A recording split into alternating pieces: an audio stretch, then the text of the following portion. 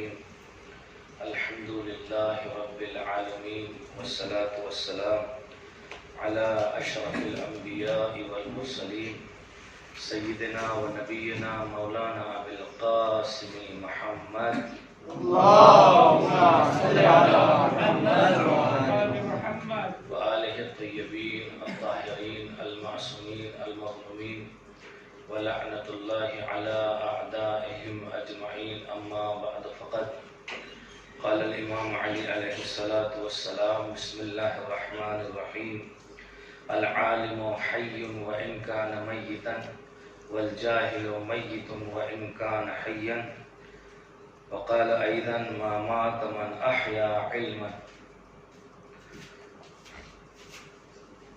حاضرین جلسہ، آپ کی خدمت عالیہ میں چند دقیقہ جو مجھے موضوع دیا گیا ہے حضرت آیت اللہ العظمیٰ سید میر ناصر حسین موسوی المعروف بسرکار ناصر الملت. سرکار ناصر الملت میں گفتگو کرنے سے پہلے میں مولا الموحدین حضرت امیر المؤمنین کے ان کلمات کا ترجمہ تبرکاً آپ کی خدمت میں پیش کروں کہ عالم دین کے لیے، ایک عالم کے لیے امیر کائنات نے فرمایا کہ جو صاحب علم ہے. اب اسی حدیث کی آگے چھٹے امام نے بھی شرح فرمائی، وہ آپ کی خدمت میں عرض کروں گا کہ العالم حی وان کان میتا. عالم زندہ ہوتا ہے اگرچہ وہ مر گیا ہو. والجاہل میت وان کان حیا.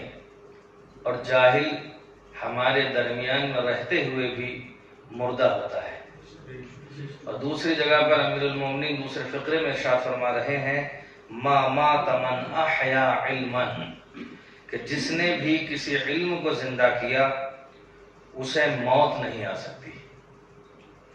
امیر المومنین کے ان کلمات کے مصداق آیت اللہ ناصر الملت کہ جو بر صغیر کے چند مشہور مراجع عظام میں سے ایک مرجع وقت تھے.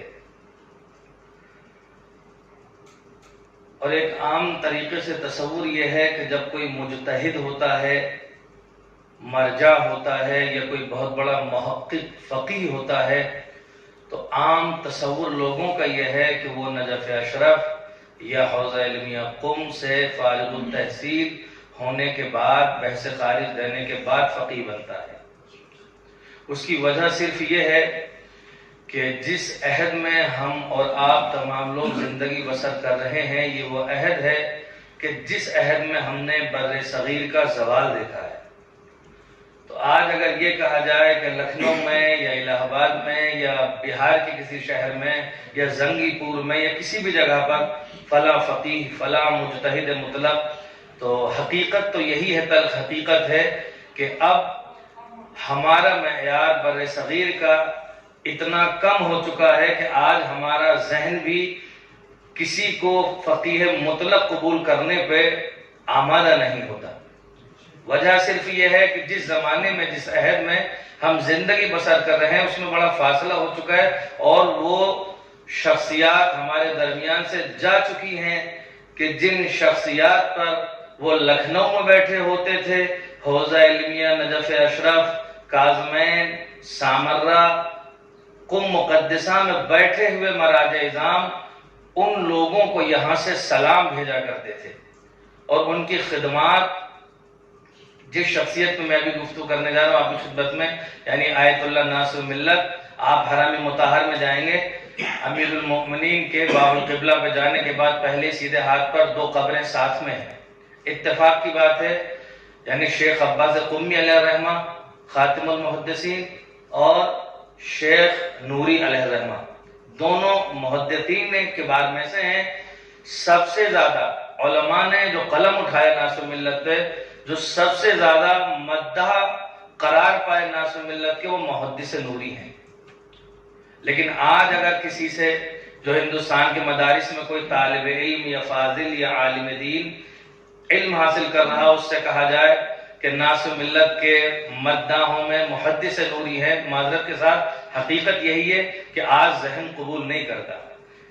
لیکن اگر باتیں صرف باتوں تک ہوں تو پھر احتمال دیا جا سکتا ہے کہ کسی نے مبالغہ کیا ہوگا، لیکن جن علماء پر تشیع فخر کرتی ہے، جو ستون نجف و قم کہلائے، انہوں نے سرکار ناصر ملت جیسے فقہا کی تعریف و تائید و تمجید صرف زباناً لساناً نہیں کی بلکہ قلماً ان کی تائید کی، اور وہ آج بھی ان کی کتب کے اندر ساری چیزیں موجود ہیں۔ اس سے پہلے کہ ہم چند چیزیں آپ کی خدمت میں پیش کریں، سرکار ناصر ملت کی ولادت 19 جمادی الاخر 1284 ہجری ہے۔ آپ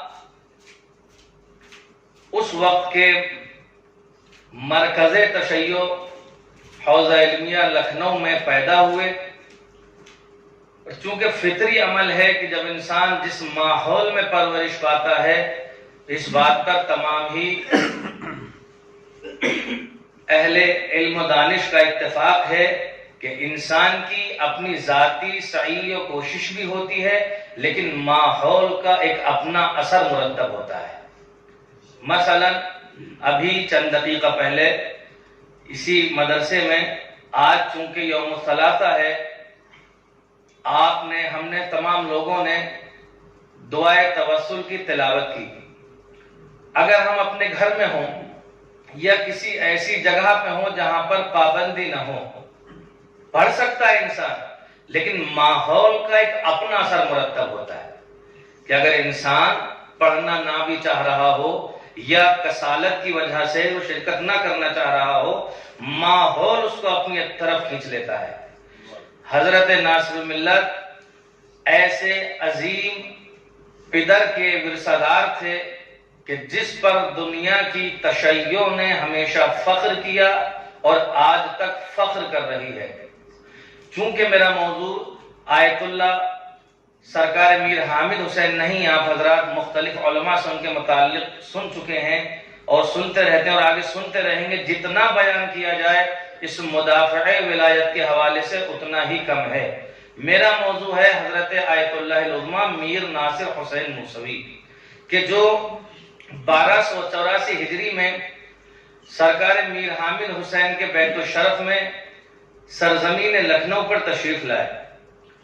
اب یہیں پہ آپ کی خدمت میں عرض کروں کہ آپ کا نام گرامی آپ کے چچا، اب اس میں محسن امین عاملی صاحب نے یہ لکھا ہے کہ آپ کے چچا آیت اللہ سید اعجاز حسین موسوی، جن کی مشہور زمانہ کتاب کشف الحجب والاستار ہے، انہوں نے نام لکھا، لیکن مرجعیت نمبر میں نے آج ایک مقالہ دیکھا، اس میں لکھا ہوا تھا کہ ان کے دوسرے چچا تھے جن کا نام تھا سراج حسین۔ علامہ سراج حسین نے آپ کا نام رکھا۔ بہرحال آپ کے ام محترم نے جب آپ کی ولادت ہوئی تو آپ کا نام اسحاق رکھا۔ وجہ کیا تھی آپ کا نام اسحاق رکھنے کی؟ کہ آپ کی ولادت جس دن ہوئی وہ دن نبی اللہ اسحاق علیہ السلام کی ولادت کا روز ہے، اس مناسبت سے آپ کا نام اسحاق رکھا گیا۔ میں زیادہ طولانی گفتگو میں ان کے اسماء پہ نہیں کروں گا، لیکن ابتداً چند چیزیں عرض کر رہا ہوں۔ لیکن جیسے ہی آیت اللہ میر حامد حسین کو معلوم ہوا کہ میرے گھرانے میں ایک فرزند نے آنکھیں کھولی ہیں، تو آپ نے فرمایا کہ میں حامد حسین ہوں، یہ ناصر حسین ہوگا، اور اس دن سے آیت اللہ ناصر ملت کا نام ناصر حسین رکھا گیا۔ یہ سارا مقدمہ کتاب نفحات الازہار جو آیت اللہ سید علی میلانی نے تلخیص کی اوقات الانوار کی، وہاں پر موجود ہے۔ اور آیت اللہ سرکار ناصر ملت کی ایک کتاب ہے افحام الاعداء والخصوم فی تکذیب عقد ام کلثوم، جس کی تحقیق آیت اللہ ڈاکٹر ہادی امینی فرزند آیت اللہ سید عبد الحسین الامینی صاحب الغدیر نے کی ہے۔ اس مقدمے میں بھی یہ بحث وہاں پر موجود ہے کہ آپ کا نام ناصر حسین سرکار میر حامد حسین نے رکھا۔ آیت اللہ ناصر ملت نے اپنی ابتدائی تعلیم اپنے گھرانے سے شروع کی، اس لیے کہ جب گھرانہ علمی ہو اور گھر میں ہی علم سے آراستہ کرنے والی شخصیات موجود ہوں تو انسان کو پھر گھر سے باہر جانے کی ضرورت ہی نہیں تھی۔ تو آپ نے ابتدائی تعلیم اپنے گھرانے سے شروع کی۔ جب ابتدائی تعلیم آپ کی تمام ہوئی 4 سال کے سن سے آپ نے پڑھنا لکھنا شروع کیا. ابتدائی تقریباً 10 سال تک آپ کی عمر تھی. قرآن مجید اور نہج البلاغت دونوں کے آپ حافظ ہو چکے تھے. آج اگر کوئی حافظ قرآن ہو یقیناً ایک انفرادیت رکھتا ہے.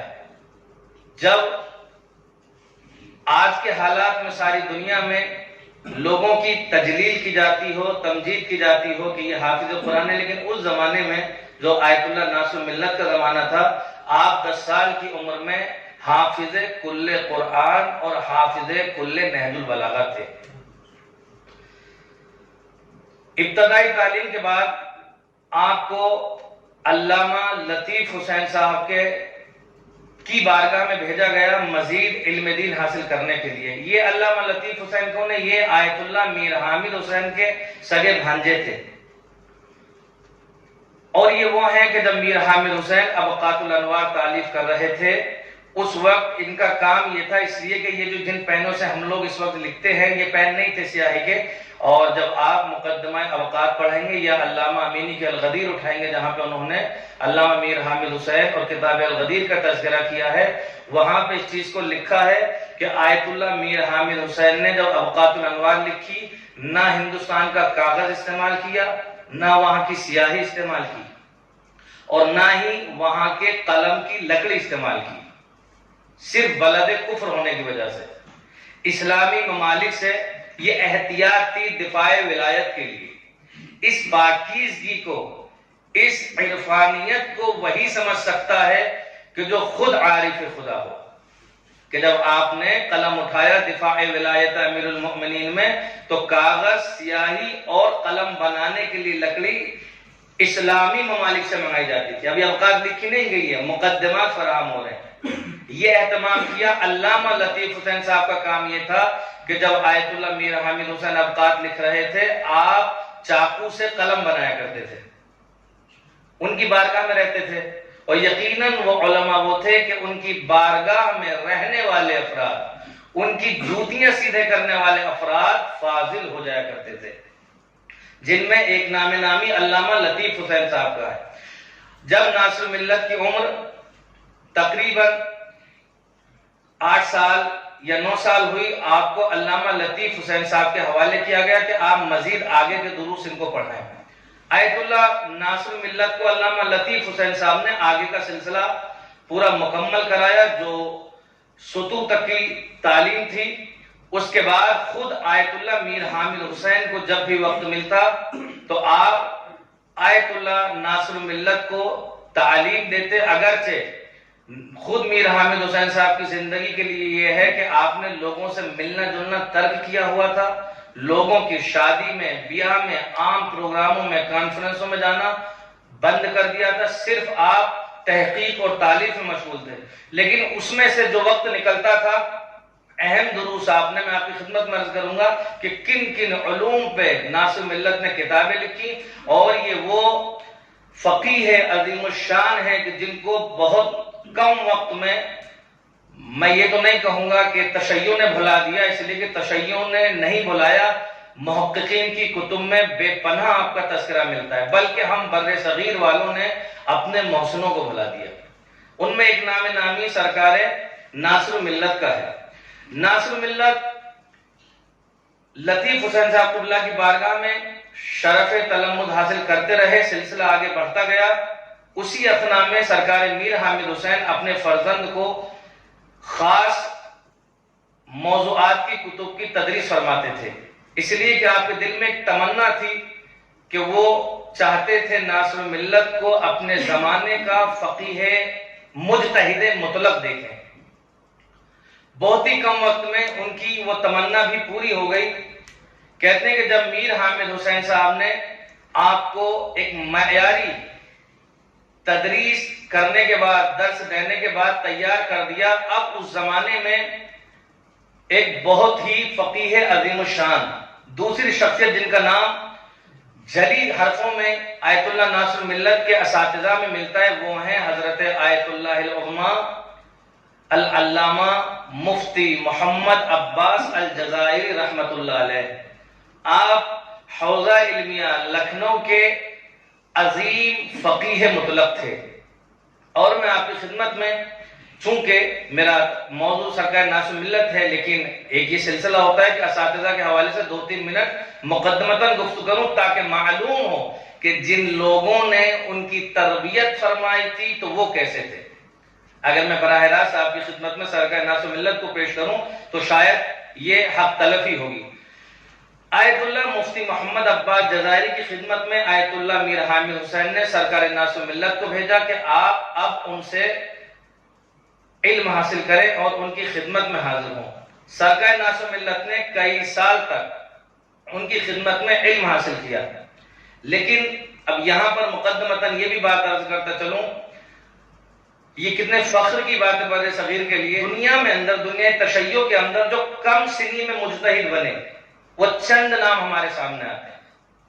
اب دیکھیں وہ کس کے نام ہے؟ علامہ ہلی کا نام ہے، کہ علامہ ہلی کے لیے مشہور ہے 9 سال کی عمر میں ان کے پاس صلاحیت و قدرت استنباط تھی۔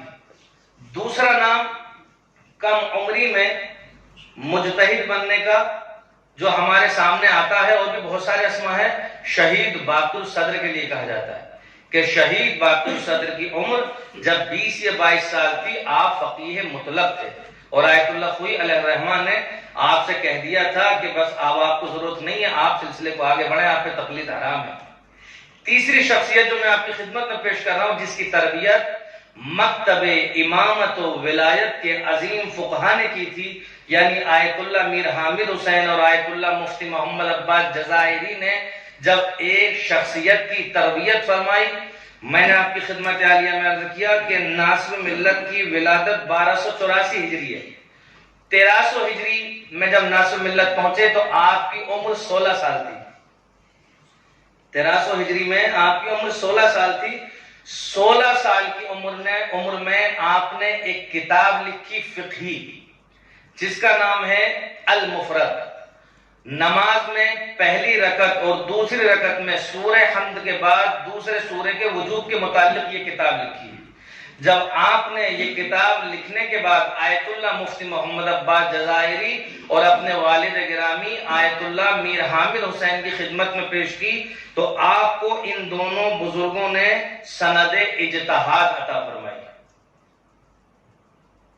یہ عمر ابھی سرکار ناصر ملت کی 16 سال ہے۔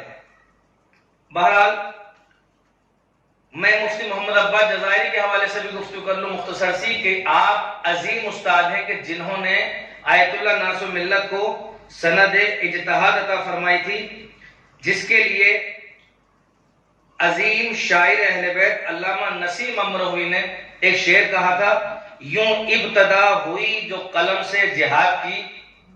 جس وقت 16 سال کی عمر میں آیت اللہ ناصر ملت کو سند اجتہاد آیت اللہ مفتی محمد عباس جزائری نے عطا فرمائی، اس وقت یا اس کے بعد علامہ نسیم امروی صاحب نے اس کی منظر کشی کرتے ہوئے ایک شعر کہا، یوں ابتدا ہوئی جو قلم سے جہاد کی، عباس نے بھی دے دی سند اجتہاد کی۔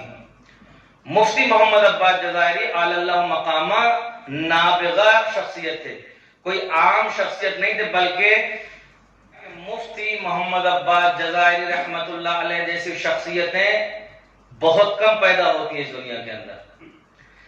ان کے علم کا اندازہ آپ یوں کر سکتے ہیں، صاحب نجوم السما اور تاریخ عباس، کہ جس کو تاریخ عباس کا نام تجلیات بھی ہے، ان دونوں کتب کے اندر مفتی محمد عباس جزائری علیہ الرحمہ کا تفصیل کے ساتھ میں تذکرہ ہے۔ ان کا اندازہ یوں لگائیں کہ انہوں نے ایک تفسیر قرآن لکھی تھی جس کا نام روائح القرآن ہے، مفتی محمد عباس جزائری علیہ الرحمہ نے۔ وہ تفسیر قرآن، یہ جو میں واقعہ پیش کر رہا ہوں، یہ کتاب تجلیات جو خود مفتی محمد عباس جزائری کے متعلق لکھی گئی تھی، اور نجوم السما کے اندر یہ حوالہ تفسیر کے ساتھ موجود ہے کہ آپ نے جب یہ تفسیر قرآن مجید لکھی، زمانے قدیم میں ایک دستور تھا کہ تمام علماء جب کوئی تحقیق پیش کرتے تھے تو اپنے بزرگ علماء یا ہم عصر علماء کی خدمت میں ارسال کیا کرتے تھے۔ مفتی محمد عباس جزائری علیہ الرحمہ کا جو زمانہ ہے، مفتی یہاں پر نجف اشرف میں وہ زمانہ تھا شیخ مرتضی انصاری علیہ الرحمہ۔ شیخ مرتضی انصاری علیہ الرحمہ کے زمانے میں آپ لکھنؤ کے اندر تھے. آپ نے اس زمانے میں جو تفسیر قرآن مجید لکھی اور روائح القرآن ایک شخص کے ذریعے یہاں بھیجی.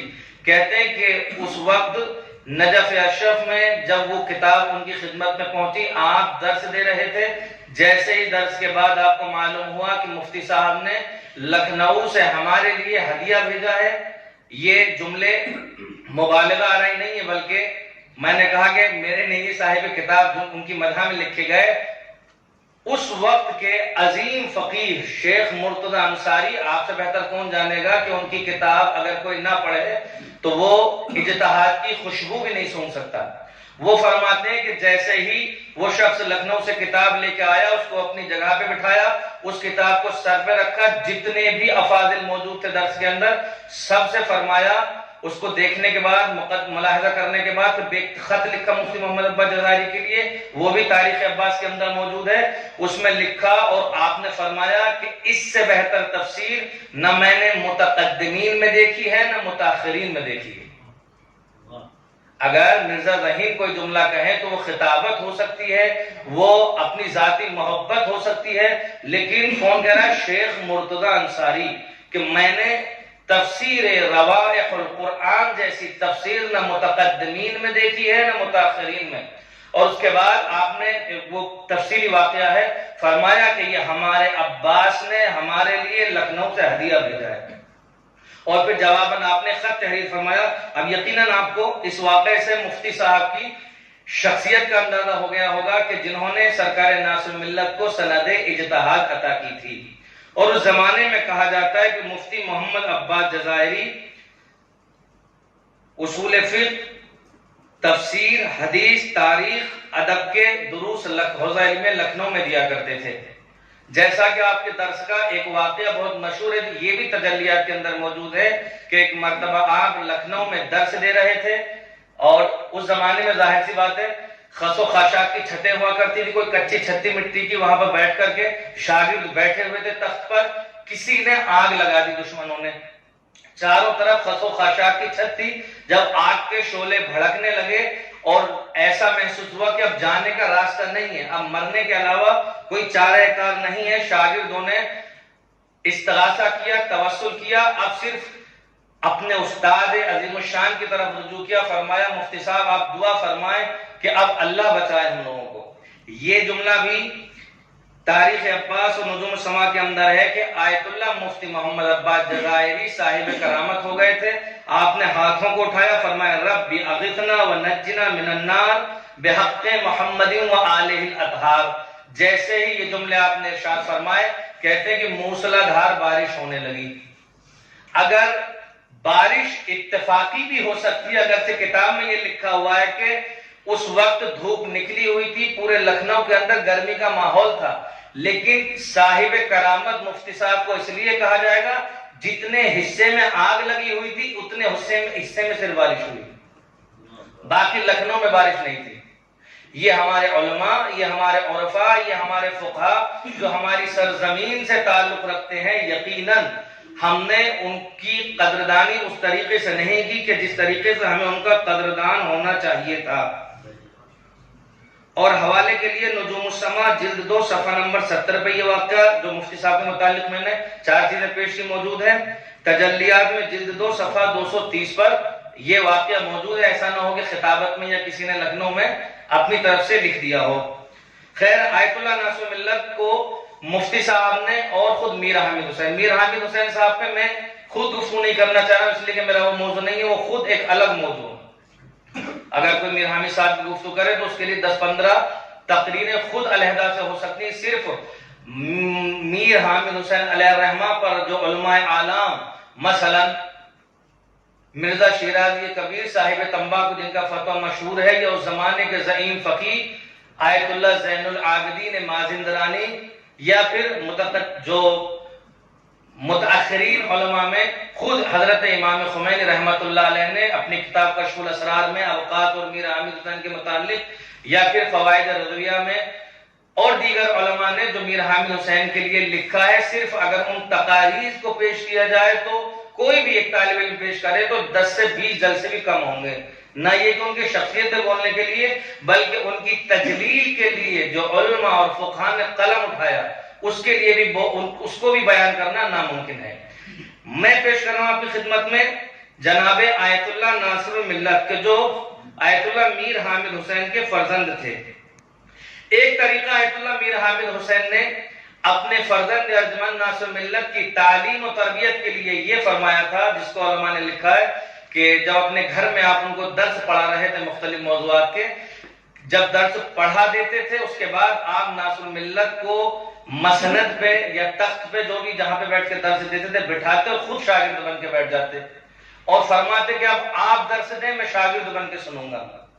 علماء نے لکھا ہے کہ آپ عالمانہ انداز میں، فقیحانہ انداز میں استدلال فرماتے اور آیت اللہ میر حامد حسین اپنے ہی شاگرد اور اپنے ہی فرزند کو استاد تصور کر کے خود شاگرد بن کے تلمذانہ انداز میں علمی اشکالات فرماتے اور ناصر الملت ایک متباحر عالم اور فقیہ کی طرح ان کے جوابات ارشاد فرماتے ہیں۔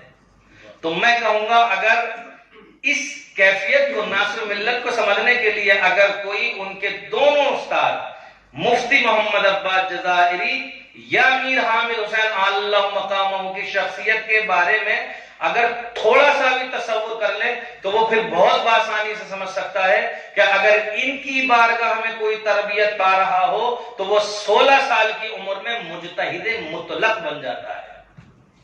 ایسے فقیہ تھے آیت اللہ مفتی محمد عباس جزائری اور میر حامد حسین اللہ مقامہ۔ یہی وہ تربیت تھی جس نے آپ یعنی سرکار ناصر ملت کو فضل و کمال کے آسمان پہ پہنچا دیا تھا، اور میر حامد حسین کے دل میں جو تمنا پروان چڑھ رہی تھی وہ مجتہد بننے کے بعد پوری ہوئی۔ سرکار ناصر ملت کو سند اجتہاد ملی، اب یہاں سے ناصر ملت کی ذمہ داریاں بڑھ گئیں، اس لیے کہ یہ وہ زمانہ تھا جو شیعوں پر یلغار کا زمانہ تھا، خود ان کے والد یعنی میر حامد حسین کا زمانہ یا مفتی قلی صاحب کا زمانہ، مفتی محمد عباس جزائری کا زمانہ، یہ وہ تھا کہ ہندوستان میں جو غیر منقسم ہندوستان تھا، دہلی اس زمانے میں اور بھوپال مرکز تھا اہل سنت والجماعت کا۔ اور آپ حضرات تحفے کے متعلق سنتے رہتے ہیں علماء اور خطبہ سے کہ تحفہ اثنا عشریہ لکھ کر کے شیعیت کو جڑ سے اکھاڑ دیا تھا۔ تمام علماء وہ چاہے میر حامد حسین ہوں، آپ دیکھیں کتاب تحفہ اثنا عشریہ ایک لکھی گئی تھی، اس کے جوابات میں خود مفتی محمد عباس جزائری نے جوابات لکھے، خود آیت اللہ غفران معاب دلدار علی غفران معاب علیہ الرحمن نے جوابات لکھے۔ اس زمانے کے عظیم فقہاء میں خود میر حامد حسین صاحب کے والد آیت اللہ العظمیٰ محدث کبیر مفتی محمد قلی نے جوابات لکھے، خود میر حامد حسین نے ابقات کی شکل میں جواب دیا، اور درگاہ شریف دہلی کے اندر شہید رابع علیہ الرحمہ جو مدفون ہے مولانا آیت اللہ مرزا محمد کامل کشمیری، جن کو شہید رابع کہا جاتا ہے، انہوں نے بھی شاہ محدث دہلوی کا جواب لکھا۔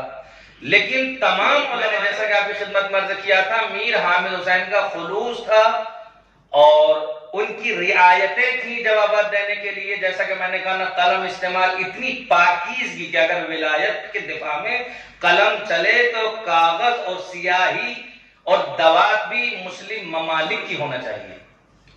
تو یہ ان کا خلوص تھا کہ پھر ساری دنیا میں جو ابقات کو حیثیت حاصل ہوئی امامت و ولایت پہ، آج مکتب تشیع میں جو سب سے بڑا ہمارے پاس سرمایہ ہے وہ ابقات ہے، اس لیے کہ ابقات میرا موضوع نہیں ہے اس وقت میں تفصیل میں جاؤں۔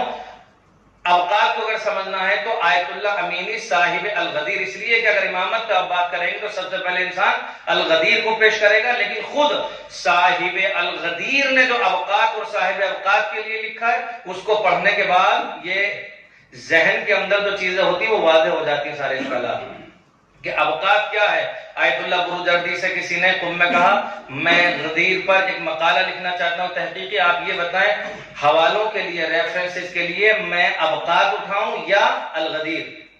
تو انہوں نے فرمایا کہ کبھی بھی الغدیر کو ابقات پہ فوقیت نہیں دی جا سکتی۔ فرمایا کیوں؟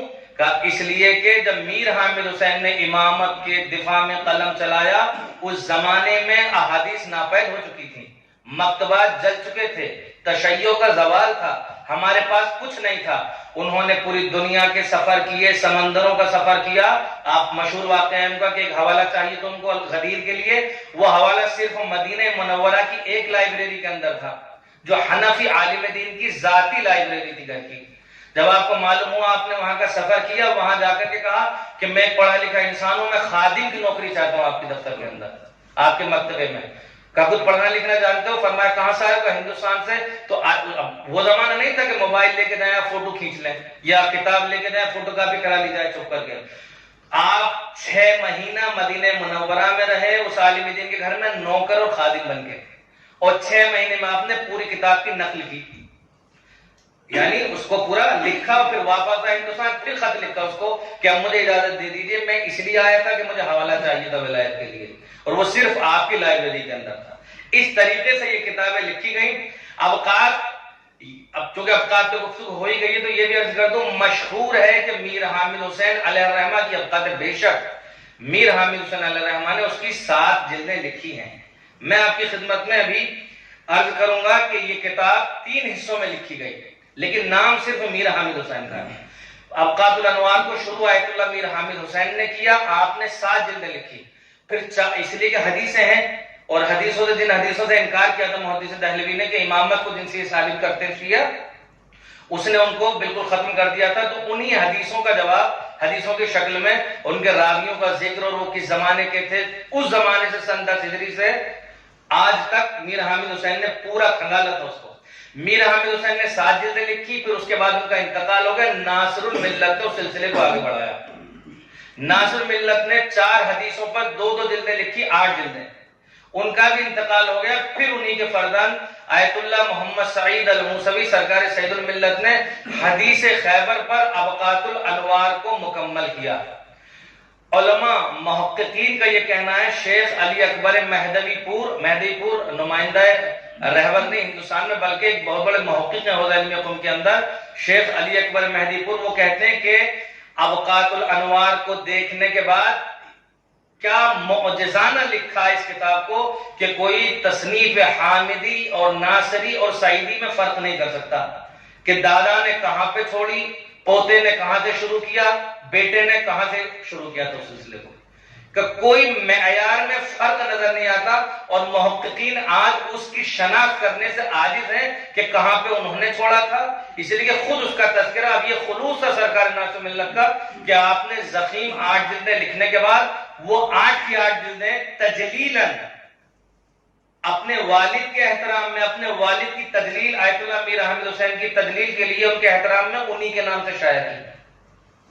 بہت خلوص چاہیے۔ ایک مقالہ لکھنے کے بعد اگر کسی دوسرے برادر سے کہہ دیا جائے ان کے نام سے چھپ جائے گا، پھر انسان اپنے اوپر رکھ کے سوچے، اگر محنت کرے 4 صفحے لکھنے کے بعد کسی دوسرے کے نام سے کیسے چھپ سکتی کوئی چیز۔ لیکن یہ خلوص تھا جہاں پر انسان اپنے نفس کو آگے نہیں لے کے آتا بلکہ نظروں میں دفاع امامت و ولایت ہوتا ہے، تو وہاں پہ یہ فرق نہیں پڑتا کہ نام کس کا ہے، فرق یہ پڑتا ہے کہ دفاع کس کا ہو رہا ہے۔ تو آیت اللہ ناصر ملت نے بھی اوقات الانوار کی 8 جلدیں لکھی۔ بہرحال سرکار ناصر ملت کا ایک مشہور لقب جو ہمارے بر صغیر میں ہے وہ ہے صدر المحققین۔ صدر المحققین آیت اللہ ناصر ملت کا مشہور لقب ہے۔ آیت اللہ ناصر ملت نے جب میر حامد حسین صاحب کا انتقال ہو گیا تو جیسا کہ میں نے عرض کیا، میر حامد حسین علی اللہ مقاموں نہ کسی سے زیادہ ملتے تھے، نہ ہی پروگراموں میں شرکت کرتے تھے، وہ صرف کتابیں لکھتے تھے۔ لیکن جب ناصر ملت کی عمر تقریباً 21 سال ہو چکی تھی، 22 سال میں آپ داخل ہوئے جب سرکار میر حامد حسین کا انتقال ہوا، اب پوری ذمہ داری وہ آپ کے کاندھوں پہ آئی۔ آپ نے دیکھا کہ اس وقت تشیع ہندوستان کے اندر بے یار و مددگار ہے۔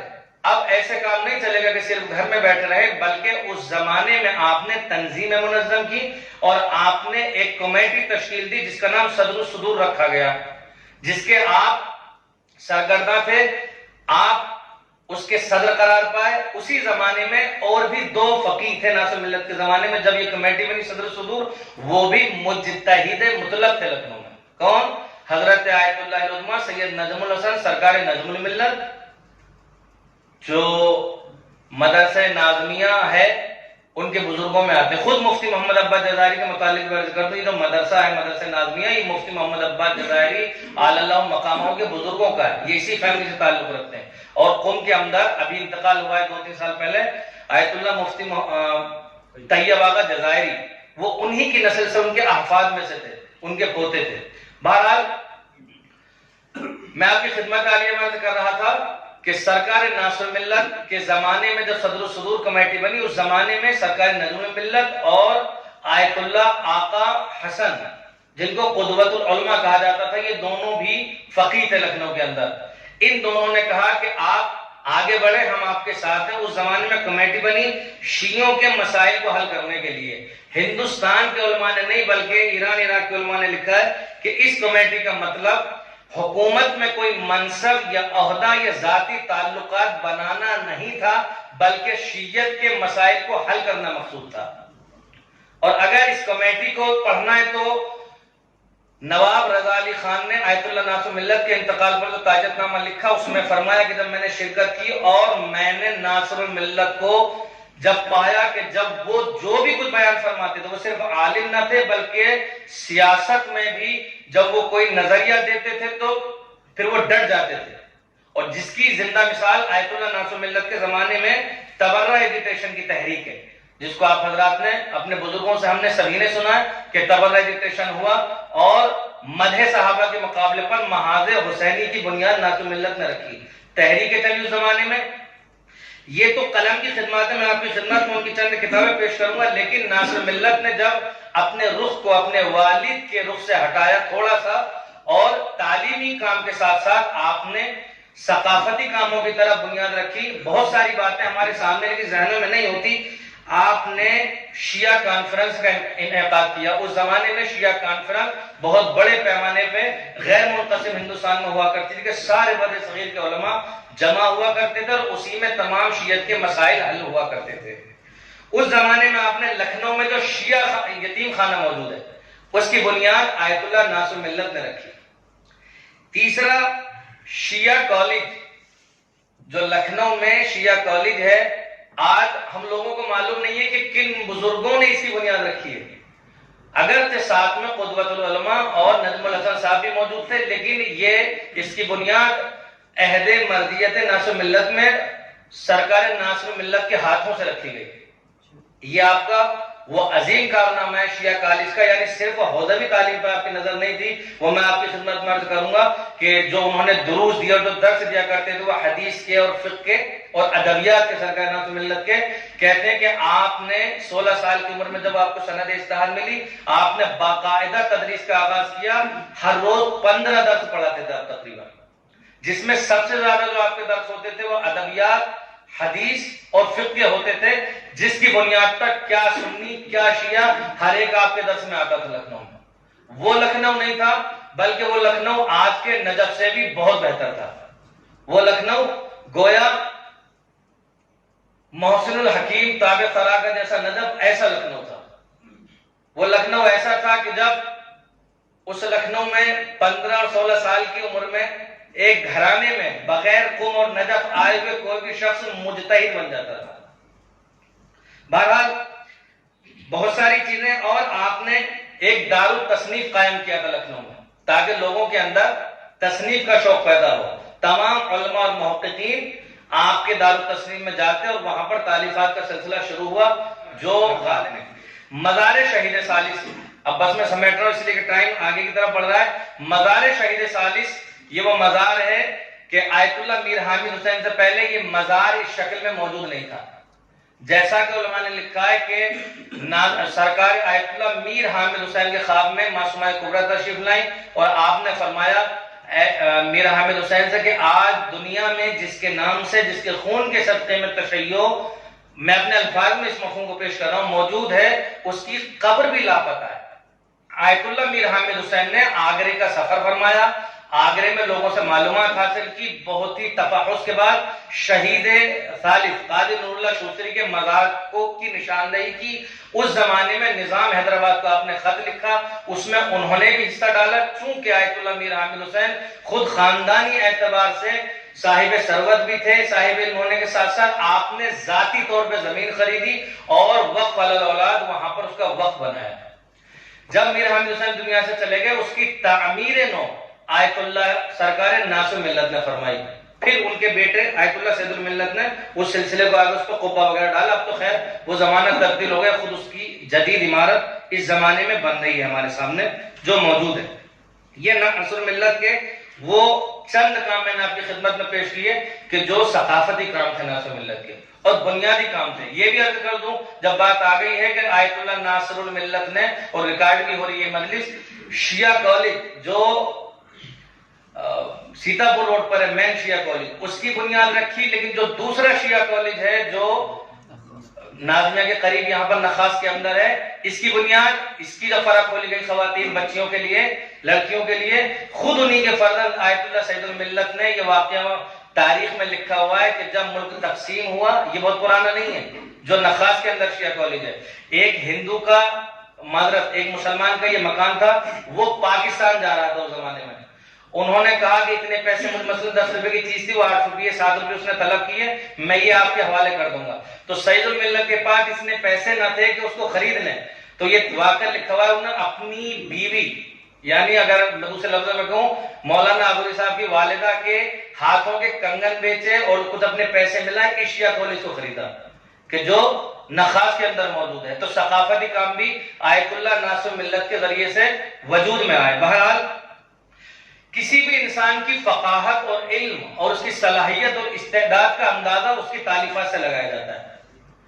ناصر ملت کی جو تالیفات ہیں، بہت جلدی میں اپنی بات کو سمیٹوں، میں تو چاہ رہا تھا، میں نے بہت کم لکھا اس لیے تفصیل سے آرام سے بیان کر رہا تھا، لیکن ٹائم ہو گیا۔ بہرحال سرکار ناصر ملت کی پہلی کتاب جیسا کہ میں نے عرض کیا المفرد، کہ جس کی بنیاد پر آپ کو سند اجتہاد دی گئی۔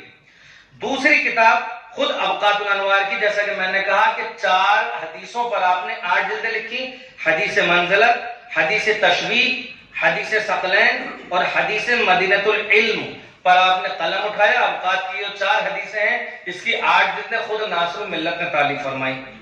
تیسرے نفحات الاظہار فی فضائل ائمۃ الاطہار علیہم السلام، اس کی 16 ضخیم جلدیں ہیں، خطی نسخے، جس کا عکس مکتبہ رضویہ امام رضا میں بھی موجود ہے اور مکتبہ ناصریہ میں اصل کتاب موجود ہے۔ اثبات رد الشمس امیر المؤمنین، یہ حضرت امیر المؤمنین کی شان میں آپ کی ایک کتاب ہے جو فضائل کے حوالے سے سرکار ناصر ملت کی۔ پھر آپ کی کتاب ہے ما ظہر من الفضائل امیر المؤمنین یوم خیبر، یوم خیبر کے حوالے سے امیر المؤمنین کے متعلق آیت اللہ ناصر ملت کی یہ بھی ایک کتاب ہے۔ مسند فاطمہ بنت الحسین، یہ آپ کی ایک کتاب ہے۔ اسباب النائل بتحقیق المسائل، یہ آپ کے فتاوا کا مجموعہ ہے جو 9 ضخیم جلدوں میں۔ آج اجازت دیں آدھے منٹ میں بات کر لوں، توضیح المسائل جو آغا خوئی کی ہے، اس کے بعد جو فقی کی توضیح المسائل ہوتی ہے، جہاں جہاں اشکال ہوتا ہے اور کوئی اختلاف ہوتا ہے، فتوے پر نشان بنا ہوا ہوتا ہے، ایک وہی توضیح المسائل ہے، ٹھیک ہے؟ لیکن ناصر الملت کے جو فتاوات جو ان سے پوچھے گئے، اسباب النائل بتحقیق المسائل، وہ 9 جلدوں میں مرتب ہوئے۔ انہوں نے صرف جواب نہیں دیے سوالوں کے، میں یہ بھی آپ کی خدمت میں عرض کروں گا، عربی علماء، عراقی، ایرانی مجتہدین کی زبانی، کہ ناصر الملت کا کمال یہ تھا کہ جب ان سے محسن امین عاملی جو حرم سیدہ زینب سلام اللہ علیہ ہمیں مدفون ہیں، جبل عامل کے عالم دین تھے، انہوں نے یہ لکھا ہے کہ ناصر الملت سے جب کوئی سوال کیا جاتا صرف جواب نہیں دیتے، بلکہ ان کا حافظہ ایسا تھا کہ وہ کتاب کا نام بتلاتے، فصل کا نام بتلاتے، اور یہاں تک کہ سطور کی طرف، سطروں کی طرف اشارہ کرتے کہ فلاں جگہ پر، اور اپنے مکتبے میں اس زمانے میں یہ ملتا ہے کہ ان کو یہ معلوم تھا کہ کون سی کتاب الماری کی کس جلد میں رکھی ہوئی ہے۔ تو ایسے لوگ میں نے کہا کہ صدیوں میں پیدا ہوتے ہیں، جیسے سرکار ناصر ملت۔ دیوان اشعار، عربی، فارسی، اردو، تینوں زبانوں میں آپ کا اشعار کا دیوان ہے آیت اللہ ناصر ملت کا۔ مجموعہ خطبات یہ بھی ضخیم جلد ہیں آپ کی، اس میں کتابوں کے اندر تعداد نہیں ہے لیکن لکھا ہوا ہے کہ ضخیم جلد ہے، تو حد اقل 2 جلدیں تو اس کی ہوں گی۔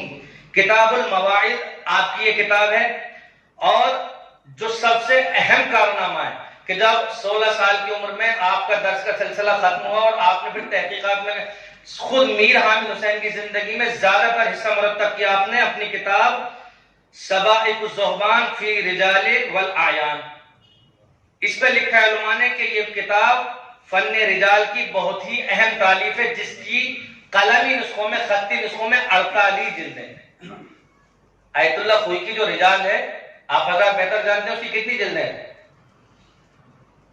آدھی بھی جلدیں نہیں سرکار میر حامد حسین کے متعلق، جو انہوں نے خطی نسخوں میں 48 جلدیں، اگر تحقیق ہو تو 100 جلدوں سے اوپر جائے گی آج علم رجال پہ۔ اسی لیے ناصر ملت کی جو نظر تھی، آج بھی جو ہمارے بر صغیر میں کیلنڈر چلتا ہے، ائمہ کی ولادت، شہادت، عید، بقرعید کا سارا، وہ اسی زمانے کا آیت اللہ ناصر ملت کے عہد مرجعیت میں مرتب کیا گیا تھا۔ جو ہم مسلک تنظیم کی کتاب دیکھتے ہیں اور اٹھاتے ہیں اس میں کہ 9ویں امام کی ولادت کی ہے، 7ویں امام کی ہے، وہ جو کیلنڈر ہے وہ آیت اللہ ناصر ملت کا مرتب کرتا ہے، جس پہ بر صغیر کے لوگ عمل کر رہے ہیں۔ علم رجال میں آپ نے سبائق الذہبان جیسی مارکۃ العرب کتاب 48 جلدوں میں مرتب کی، اگرچہ یہ کتاب آپ نے مکمل کی آیت اللہ میر حامد حسین کی زندگی کے بعد، لیکن اسی زمانے میں سلسلہ شروع کر دیا تھا۔ میر حامد حسینی کی زندگی میں آپ کی کتاب فہرست انساب سمعانی یہ بھی اہمیت رکھتی ہے، یہ بھی آپ کی اسی زمانے کی یادگار ہے۔ ایک کتاب ہے آپ کی کتاب الاتمار الشہید فی المنصات العربیہ، یہ بھی ناصر ملت علیہ الرحمہ کی کتاب ہے۔ اب ایک کتاب ہے آپ کی افہام الاعداء والخصوم فی تکذیب عقد ام کلثوم، بلکہ اس بات میں 2 کتابیں لکھی، ایک چھوٹا سا مجلہ لکھا اپنی جوانی میں النجاح جس کا نام ہے، کہ جب لوگوں نے عقد ام کلثوم کی نعوذ باللہ نسبت خلیفہ دوم کی طرف دینا شروع کی، تو آپ نے اپنی جوانی میں چھوٹا سا کتاب کا لکھا النجاح کے نام سے جواب دیا۔ لیکن جب ناصر ملت کا عہد مرجعیت آیا، آپ کی ضعیفی کا زمانہ آیا، اس زمانے میں اب دشمنان اہل بیت، ناصری، وہابی اس چیز کی ترویج زیادہ کرنے لگے، تو اس زمانے میں آپ نے پھر اس موضوع پر قلم اٹھایا اور یہ کتاب لکھی افہام الاعداء والخصوم فی تکذیب عقد ام کلثوم۔ اس کتاب کے لیے ایک جملہ پیش کرنا چاہوں گا۔ قم مقدسہ کے اندر آیت اللہ العظمیٰ مراشی نجفی رحمت اللہ علیہ، ان کا ایک مقام اور وقار ہے، انہوں نے جب کتاب احقاق الحق یعنی شہید ثالث کی کتاب پہ تعلیقہ لگایا، اس وقت وہ کہتے ہیں خود کہ جب میں عقد ام کلثوم کے مرحلے پر پہنچا، میں ناقل ہوں اس جملے کا، جملہ ہے یہ آیت اللہ مراشی نجفی کا جو میں پیش کر رہا ہوں امانت کے ساتھ، کہ جب میں عقد ام کلثوم کی بحث پہ پہنچا تو میں پریشان اور شدہ تھا کہ میں کروں تو کیا کروں اس مسئلے میں، دونوں طرف کی روایات ہیں۔ کہتے ہیں لیکن جب میری نظروں سے یہ کتاب افہام الاعداء والخصوم آیت اللہ ناصر ملت کی کتاب پہنچی، فقیہ کوئی عام فقیہ نہیں ہے مراشی نجفی کہتے ہیں، تو میں نے آیت اللہ ناصر ملت کے نظریے پہ اپنا نظریہ قائم کر لیا۔ مجھے ان کی دلیل اتنی محکم نظر آئی، ایک فقیہ ایک مجتہد مطلب ان سے کہتا ہے کہ میں نے ناصر ملت کے نظریے پہ اپنا نظریہ قائم کر لیا۔ پھر آگے جو یہ کتاب ہے افہام الاعداء والخصوم، اس کے صفحہ نمبر 32 پہ یہ کتاب دوبارہ چھپ چکی ہے۔ آیت اللہ امینی صاحب الغدیر کے بیٹے آیت اللہ ڈاکٹر ہادی امینی نے اس کی تحقیق کی ہے، مکتبہ نینوا سے کتاب چھپ چکی ہے، اس میں صفحہ نمبر 32 یا 33 پر انہوں نے اس اجازے کو نقل کیا ہے جو آپ نے آیت اللہ مراشی نجفی کو دیا تھا۔ کس نے؟ آیت اللہ ناصر ملت نے جو آیت اللہ مراشی نجفی کو اجازت دیا تھا، اس اجازے کو آپ نے اس میں نقل فرمایا ہے۔ وقت میرا تمام ہو گیا، بس 5 منٹ اور میں اس کے بعد بات کو تمام کروں گا، اگر آپ اجازت دیں تو 1-2 فقرے مراجع کے اقوال اور نقل کر دوں، باقی ساری چیزیں بہرحال رہ گئیں۔ مولانا ابوالکلام آزاد نے آپ کے متعلق کتنا لکھا کہ جب آپ کا انتقال ہوا اور آپ گئے، مولانا ابوالکلام آزاد کوئی عام شخصیت نہ تھے، سیاست ہندوستان میں مولانا ابوالکلام کا ایک وقار تھا۔ مولانا ابوالکلام آزاد نے لکھا کہ آج عالم اسلام ایسی شخصیت سے محروم ہو گیا جو علم میں بے نظیر اور امور سیاسی میں بے مثال تھے۔ میں نے ایک جملہ وہاں سے اٹھایا، مفصل انہوں نے بہرحال۔ مولانا شبلی نعمانی متعصب عالم دین، شبلی نعمانی نے آپ کے لیے لکھا ہے کہ آپ میرے لیے خضر راہ ثابت ہوئے ناس و ملت کے لیے. کہتا ہے میں ایک مسئلے میں اتنا پریشان تھا، اتنا متحیر تھا، لیکن جب ناس و ملت کے پاس گیا تو آپ نے چشم زدن میں حل کر دیا. کون؟ شبلی نعمانی اس بات کو لکھ رہے ہیں کہ میرے لیے خضر راہ ثابت ہوئے سرکار ناس و ملت. اسی زمانے کا واقعہ ہے کہ اقدم پہ کلثوم پہ وہابیوں سے ایک مناظرہ ہوا. کسی وہابی نے چیلنج کر دیا لکھنؤ میں کہ بہار الانوار میں روایت موجود ہے کہ عقد ہوا نعوذ باللہ خلیفہ بانی کے ساتھ. انٹرویل ہوا، روکا گیا مناظرے کو، 2-4 لوگوں ناس و ملت کے گھر بھیجا گیا. کہتے ہیں دک الباب ہوا، دروازہ کھولا، خادم نے کہا ہمیں ملنا ہے سرکار ناس و ملت سے. فرمایا بولیں کیا کام ہے؟ کہا ایسے ایسے چیلنج کر دیا ہے فلاں عالم دین نے، اور کہتا ہے وہ بہار الانوار میں روایت ہے. کہتے ہیں وہ زمانے میں لکھنؤ میں سوچا اور اس کے بعد کا جا کے چیلنج کر دو شیعوں کی طرف سے کہ بہار الانوار کے پہلے صفحے سے لے کے آخری صفحے تک کسی بھی جلد میں یہ روایت نہیں ہے. آج تشیع میں کیا کوئی ایسا ہے کہ جو ہمیں یہ کہہ سکے؟ بہرحال بہت ساری آپ کی خصوصیات ہیں. آپ کے حافظے کا عالم یہ تھا، مسانی کتب اربع، ان کتابوں سے کوئی بھی آپ سے سوال کرتا بہار الانوار آپ سطر تک بیان کرتے اگر کوئی روایت بیان کرتے. یہ آپ کے حافظے کا عالم تھا. اور پھر سرکار ناس و ملت، بہرحال آپ کی وصیت تھی کہ جب میرا انتقال ہو جائے، میں ساری چیزیں اب اس وقت چھوڑ رہا ہوں.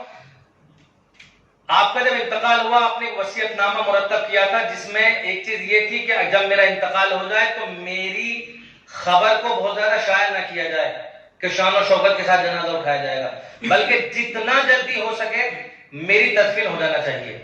کہتے ہیں کہ سرکار ناس و ملت کا لکھنؤ میں انتقال ہوا، لیکن آپ کی وصیت تھی کہ ممکن ہو تو مجھے آگرہ شہید ثالث کے مزار میں دفن کرنا. آپ کے جنازے کو لکھنؤ سے لے جایا گیا آگرہ.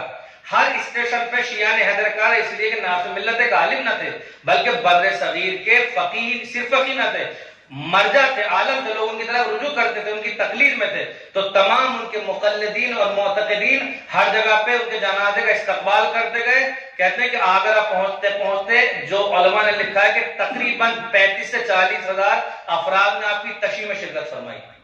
اب آگرے میں آپ کی نماز جنازہ آپ کے فرزند آیت اللہ محمد سعید الموسوی، اب یہ اصل میں چونکہ وقت کا مسئلہ رہتا ہے، خود یہ شخصیات چاہے مفتی محمد عباس صاحب ہوں یا آیت اللہ سعید الملت ہوں یا غفران ماب ہوں یا سید حسین ہوں، ان لوگوں پہ خود ایک کم حد اقل 1 گھنٹہ خود انہی کے اوپر کوئی بھی محاضرہ یا کوئی بھی چیز لکھنے کے لیے یا مقالہ لکھنے کے لیے ضرورت ہے، یہ بیان کرنے کے لیے، ورنہ سب کچھ ایک ساتھ جمع نہیں ہو سکتا. سعید الملت وہ ہیں آپ کے بیٹے، چھوٹے بیٹے. آپ نے 2 بیٹے چھوڑے. میں نے اپنی بات کو تمام کر دیا.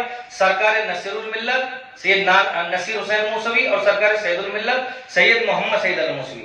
آپ کے جو بڑے بیٹے تھے سید محمد نصیر، ان کے اولاد نہیں تھی.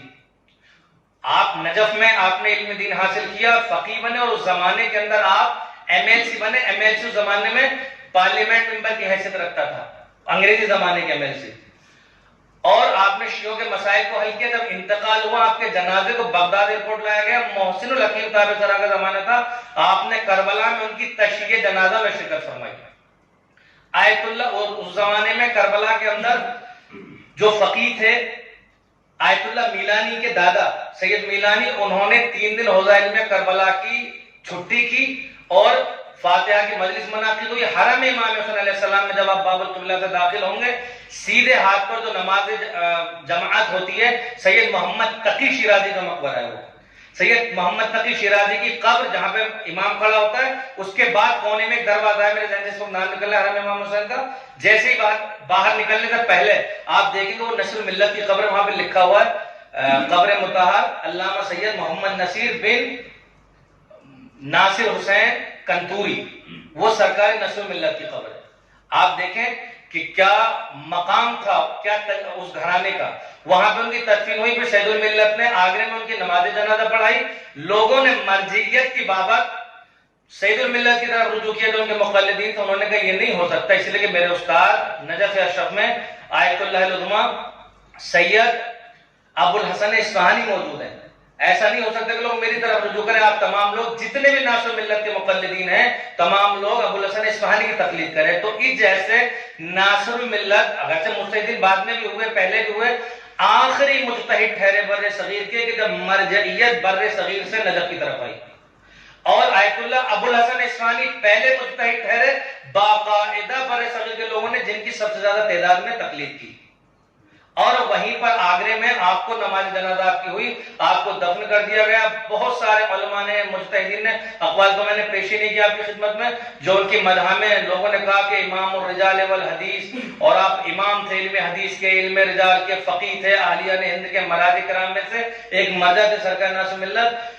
بے پناہ علماء نے لکھا ہے کہ اگر انسان صرف ان پہ بیان کرے تو کئی گھنٹے بھی کافی ہیں۔ والحمد للہ رب العالمین۔